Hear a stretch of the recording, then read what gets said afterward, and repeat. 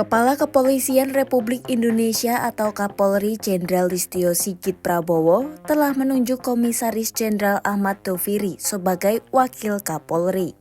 Penunjukan ini diumumkan pada Selasa 12 November 2024 malam melalui surat telegram bernomor ST-2517-11-KEP-2024.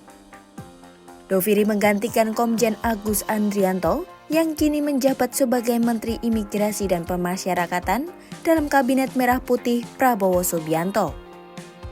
Sebelum ditunjuk duduki jabatan Wakapolri, Komjen Ahmad Doviri menjabat sebagai Inspektur Pengawasan Umum atau Irwasum Polri.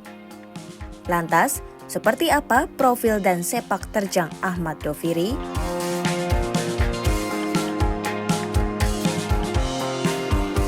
Komjen Ahmad Doviri merupakan lulusan Akademi Kepolisian atau Akpol pada tahun 1989.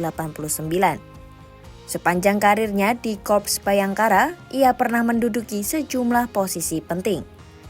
Doviri memulai karirnya pada 1990 sebagai Kanit Resintel Polsekta Tangerang di Polda Metro Jaya. Setahun kemudian, ia menjabat sebagai Kanit Resmob Polres Tangerang. Pada 2005, ia menjadi Kasubag Japamentil Bagian SDM Polri. Lalu pada 2007, ia dilantik menjadi Kapolres Bandung. Karir Doviri terus menanjak. Ia pernah menjabat sebagai Wakapolwiltabes Bandung serta Kapoltabes Yogyakarta pada 2009. Karirnya berlanjut ketika ia bertugas sebagai Kabak Kermadagri, Robang Pers, SDE SDM Polri pada 2010 dan selanjutnya dipercaya sebagai Kors Pripim Polri. 2 tahun kemudian, tepatnya 2012, ia menjabat sebagai Analis Kebijakan Madya Bidang Binkar SSDM Polri dan setahun berikutnya menjadi Wakapolda DIY.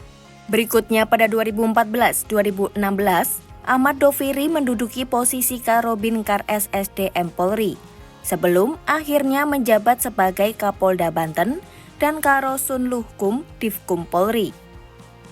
Doviri terus memperlihatkan kemajuan dalam karirnya dengan diangkat menjadi Kapolda DIY pada 2016 dan menduduki posisi Asisten Logistik Kapolri pada 2019. Pada 2020, ia menjabat sebagai Kapolda Jawa Barat dan kemudian menjadi Kabintelkam Polri pada 2021. Kemudian pada 2023, Doviri dilantik sebagai Inspektur Pengawasan Umum atau Irwasum Polri. Sebelum akhirnya menerima amanah sebagai Wakapolri menggantikan Komjen Agus Andrianto yang menjadi Menteri di Kabinet Merah Putih. Pada 2022, Ahmad Doviri yang saat itu menjabat sebagai Kepala Badan Intelijen dan Keamanan Polri memimpin sidang yang berujung pada pemberhentian Irjen Verdi Sambo dari jabatannya sebagai Kepala Divisi Propam Polri. Pemberhentian tersebut menyusul kasus pembunuhan berencana terhadap ajudannya Brigadir J atau Noviansah Yosua Huta Barat. Keputusan untuk memberhentikan Sambo secara tidak hormat diambil setelah sidang Komisi Kode Etik Polri yang digelar sejak 25 Agustus 2022 hingga 26 Agustus 2022.